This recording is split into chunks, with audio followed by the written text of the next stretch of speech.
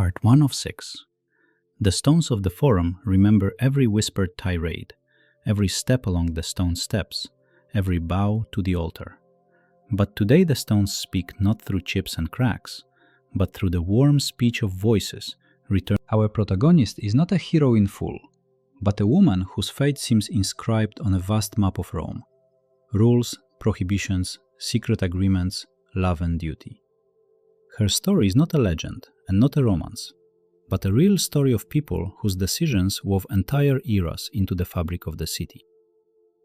And we begin not with a great battle, not with a majestic triumphal arch, but with an ordinary discovery, a tablet, letters, and diary notes which show how women in ancient Rome lived, loved, and managed their lives. Chapter 1. The stone that was silent and listened.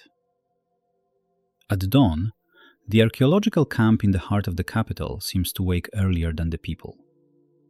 The earth beneath the arches holds remnants of ancient words, the whisper of tablets, the dull clink of shards of pottery, the barely audible rustle of up. We found not only domestic items and a handful of coins, but traces of other people's decisions that once were called fate. In our hands is a tablet with a thin, still slightly green patina, on which is not merely text, but a whole story. There was written a name that today sounds like a feminine echo: Livia. Not legendary, not mythical, a real woman whose life perhaps intersected with Rome's great deeds. This is not the biography of a single person. Behind the scenes, our reconstruction team's diary speaks. We are not talking about fiction, but about how a reconstructor can bring us closer to the facts. Tell us what you know. Women in Rome did not vote and did not hold positions in government, but their influence was greater than it. Their reputation was not only a mirror of behavior, but a tool of influence. This is not a myth. This is the factual basis of our narrative. And today, we do not dispute this. We try to understand exactly how this happened in practice. The story we are trying to tell begins not on the forum in the heat of political battles, but in the family of Livia. Her parents were representatives of the middle layer of Roman society, where respect for family lineage and the ability to count money are inseparable.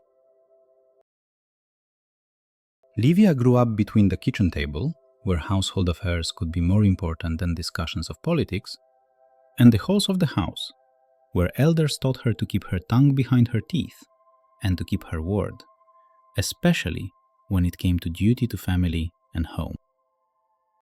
She knew that marriage was not just a romantic merger of hearts, but a political and social instrument that could secure or ruin the family's status.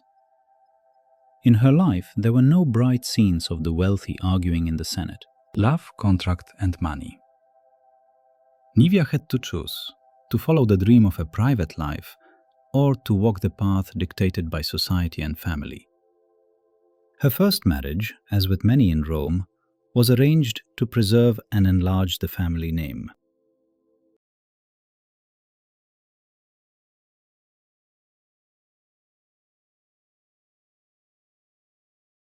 The husband, a man who could be regarded as a proper part of the political machinery. He was rich, he was influential, he could give her neither time nor a place in parliament, but he could give her enough freedom within the laws and customs. In this world, love rarely was the main element of a union. More often, it was the safeguard that kept the family inside the circle of power and obligation. But Livia was not entirely deprived of a voice in her life. She knew how to manage her property, how to control part of the family budget, how to negotiate with reliable slaves and 3 people who could become her assistants and advisors. In the middle of the first chapter, another real detail appears. Modern sources show that women could own their own property and dispose of the property forming their dowry even after divorce. This is not mythical reductionism, but a historical reality that helped women maintain independence even within a rigid system of kinship rules. In our documents, we see letters in which Livia reminds her people that owning land, a house, and jewelry is not merely a family sum. She learned to count, to plan, to forget emotions when money was involved. But she did not forget her own person, her honor, her reputation, and her children. The dialogues at this stage may sound like this.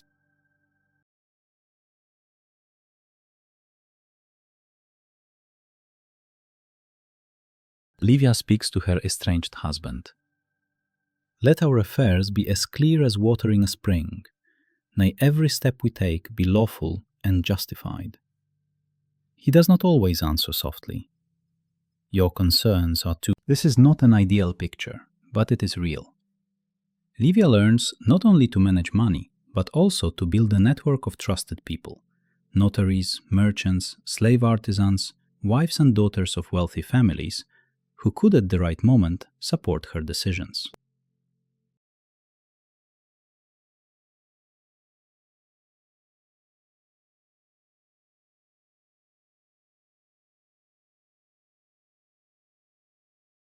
Here the detail matters. Divorce in those times was not only a dissolution of relations, but a legal act that could be initiated by one party and sometimes by both. In different lives, scenes of rupture unfold where women file petitions with the praetor or with a... Their speech is not a whisper at the edge of the square. It becomes a tool that can influence the fates of children and property. Part 3 of 6. We see how Livia, over the course of several years, changes the rules of the game within her family. She asserts the right. This is not a one-day feat. It is systematic work that requires patience, the ability to negotiate with people, sometimes deceiving her own doubts, but always discipline and sensitivity to the people she loves. Chapter 3.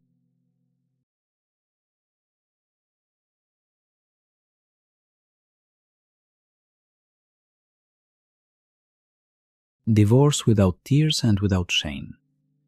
Divorce, they told us in history class, is a rare word in the legions of 7 old rules. But in real life, Roman women could appeal to precedents, to laws, to ancient norms, and to people. It was a complex procedure where it was necessary to show that the conditions for consent to cohabitation were not met, that there are reasons for the breakup, and that the property will be divided according to the existing agreement.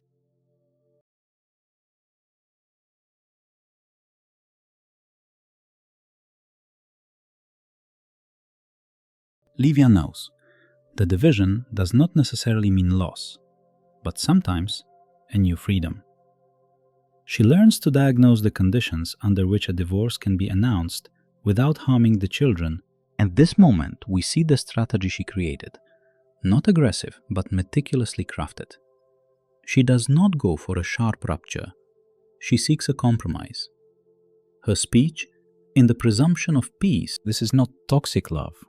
This is a sensible agreement that allows her to live separately, but continue close interaction in financial matters and in raising children. We read her letters to her son, written on the edge of strict business-like speech and warm maternal voice. Remember that in these lines, the method of a woman's survival in a system where honor, property, and the well-being of children are equally important. Chapter 4. The right of a woman to own and dispose, and the starting point.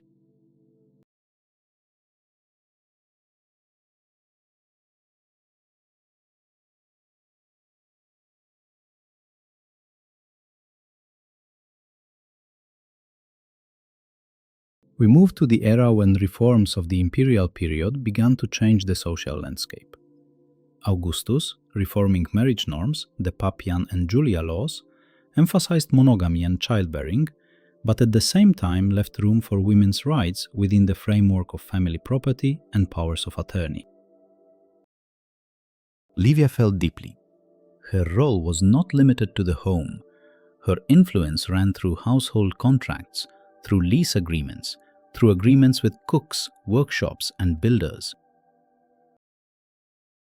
Her ability to negotiate with people and read the market situation, That is what allowed her to preserve the family's independence, even when new demands on the reputation of women in Roman culture were voiced. In this period, we encounter yet another moment. Roman culture imposed strict prohibitions on external interference in marriage matters. But in reality, people sought ways to circumvent and adapt. Livia learns that property is not just a document, but a living mechanism. She can dispose of the income from mills, the arena, and water. She has the right to dispose of her share in the inheritance of her mother and sister. This is not a perfect world, but it is a reality that repeats in both large and small towns in Italy. In Livia's house, laws and rules begin to live on their own, some from inside, some from outside, but everyone knows her voice carries weight.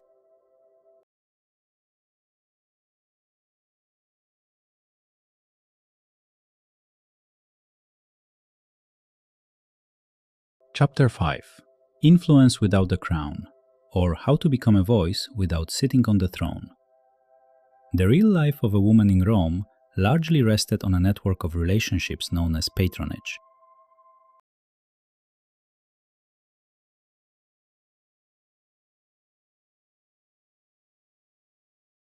If a man is a patron, then a woman is part of his circle of trust. She becomes the connecting link between the workshops where gold is produced and the wealthy families who need to keep their finger on the pulse of city affairs.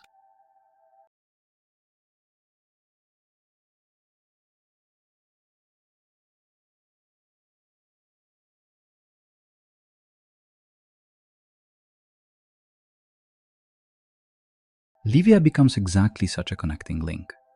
She does not demand public recognition. She acts through people. Her contribution is to ensure honesty in the market, transparency in financial operations, protection of the rights of children and women's voices.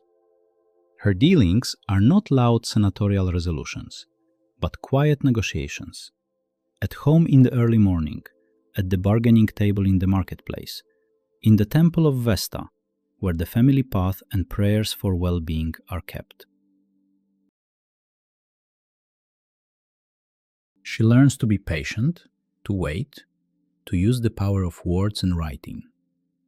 In her stories, there are scenes where women from her circle, sisters, daughters, and friends, come to her house with requests. Thus we hear about a girl slave who became Livia's trusted confidant, about an elder wife who helped her in the plan to manage the household, about a widow who, thanks to Livia, was able to obtain her inheritance. These characters are not merely background. They are an important part of the mechanism that allowed women in those times, with the harshest conditions, to maintain personal freedom and real power. The case and the lessons, myths and reality. To sort out the myths, we ask, what was considered a myth about the women of Rome, and what was truth? Myth 1. Women were powerless and voiceless. Reality says otherwise. Women could own property, manage money, sometimes build their own networks of influence around family matters, divorced, and receive the share of the common property. Reality. More often, it was a contract, a tool of political and economic balance. Myth 3. Women could not influence religious and cultural practices. Reality. In the Temple of Vesta and in some religious institutions, women possessed high status and in the end of the arc, the beginning of a new understanding. But in this story, we see not only facts, we see the path of one woman to understand her role and place, and also the path of a family. That is why Livia's story is not merely a chronicle. It is a story about how small steps taken in the kitchen and at the negotiating table can change the fates not only of one woman, but of an entire city. Chapter 7. The end of the arc, the beginning of a new understanding. When we return to our reconstructor's diary and to the tablet found in the dusty niche of the temple, we see that the story we tried to reconstruct does not end, but moves into a new phase. The tablet does not simply record a fact, it reminds us. The people who lived in those times made choices that seemed simple and logical to them, but which ultimately set the tone for the entire era.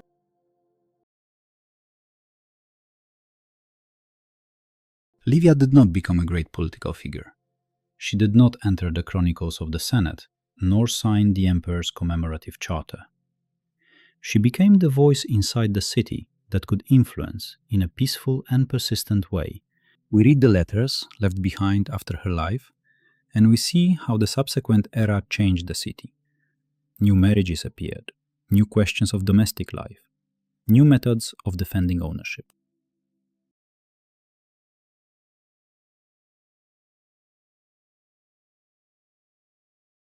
And with these changes came a clearer understanding that women had always been part of the city, its domestic and legal fabric, even if their names rarely appeared in lists of great figures.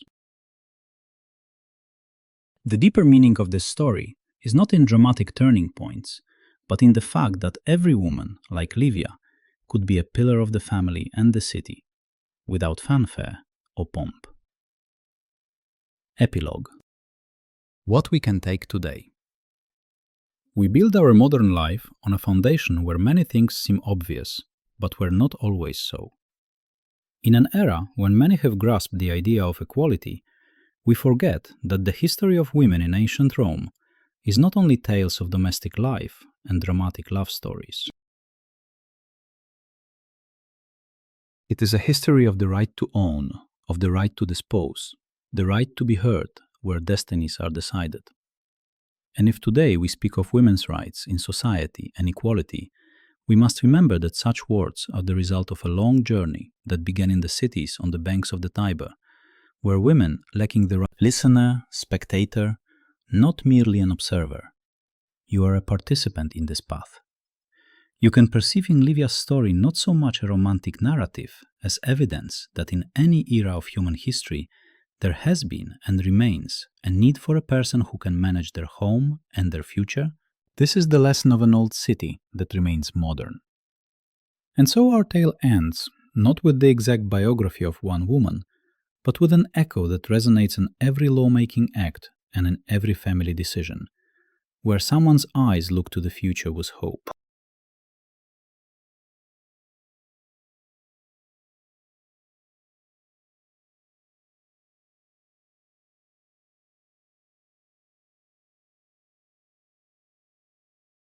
We close the book of history today, not because history has come to an end, but because a new chapter begins.